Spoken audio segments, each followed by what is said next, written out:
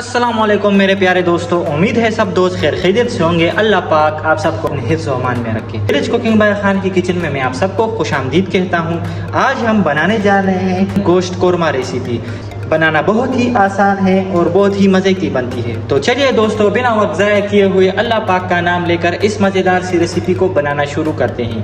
बिस्मिल्लाहिर्रहमानिर्रहीम। सबसे पहले मैंने 1 किलो हड्डी वाला गोश्त लिया हुआ है, लेकिन याद रखिए ये बेंस का गोश्त नहीं है, ये बछड़ा जो होता है 18-19 महीनों का, ये उसका गोश्त है। तो इसको हम ज़्यादा टाइम नहीं देंगे और इससे कोरमा बहुत लजीज बनता है। अक्सर शादियों में यही गोश्त इस्तेमाल होती है। जो लोग कोरमा पसंद करते हैं तो यही गोश्त इस्तेमाल करते हैं। अदरवाइज अगर आप कटवा गोश्त बना रहे हैं तो उसके लिए अपने बेंस का गोश्त इस्तेमाल करना है। तो चलिए दोस्तों, बिस्मिल्लाह करते हैं और रेसिपी को बनाना शुरू करते हैं। ये गोश्त हम बनाएंगे प्रेशर कुकर में, क्योंकि प्रेशर कुकर में टाइम ज़्यादा नहीं रहता। और अब हम इसमें 1 कप कुकिंग ऑयल शामिल कर लेंगे। बिस्मिल्लाहिर्रहमानिर्रहीम। कुछ लोग घी का इस्तेमाल करते हैं, लेकिन कुकिंग ऑयल सबसे बेस्ट है। कुकिंग ऑयल को हम हल्का सा गर्म कर लेंगे। हम इसमें प्याज शामिल कर लेंगे। प्याज को हम हल्का सा गोल्डन ब्राउन कर लेंगे। अगर आप दोस्तों ने मेरे चैनल को अभी तक सब्सक्राइब नहीं किया तो काइंडली सब्सक्राइब कर लें और नोटिफिकेशन की बेल आइकन को ज़रूर दबाएं ताकि हर आने वाली नई वीडियो आप तक पहुंचे। अल्हम्दुलिल्लाह, प्याज हल्का सा गोल्डन ब्राउन शुरू हो गए हैं। अब हम इसमें गोश्त शामिल कर लेंगे। अच्छी तरह से भुनाई कर लेंगे। गोश्त को हम थोड़ा सा फ्राई कर लेंगे, इससे प्याज भी थोड़े से गल जाएंगे और गोश्त भी अच्छी तरह से भुन जाएगा।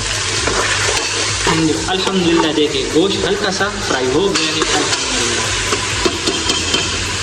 अब हम इसमें आलू शामिल कर लेंगे ताकि आलू थोड़ा सा फ्राई हो जाए। इसके साथ साथ हम इसमें अदरक और लहसुन का पेस्ट शामिल कर लेंगे, तकरीबन 1 टेबल स्पून, ताकि बचा कुछ स्मेल हो वो गायब हो जाए।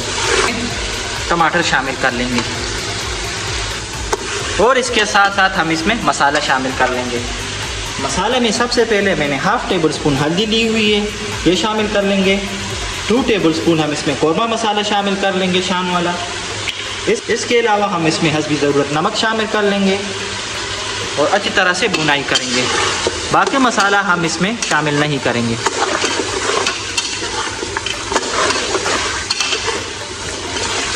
मसाला मैंने यहाँ पर इसलिए ऐड कर दिया कि इससे टमाटर भी अच्छी तरह से गल जाएंगे और मसाला भी अच्छी तरह से पक जाएगा।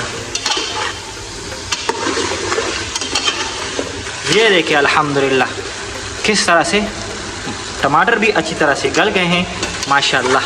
अब हम इसमें पानी शामिल कर लेंगे। बिस्मिल्लाहिर्रहमानिर्रहीम। अल्हम्दुलिल्लाह, इतना पानी काफ़ी है।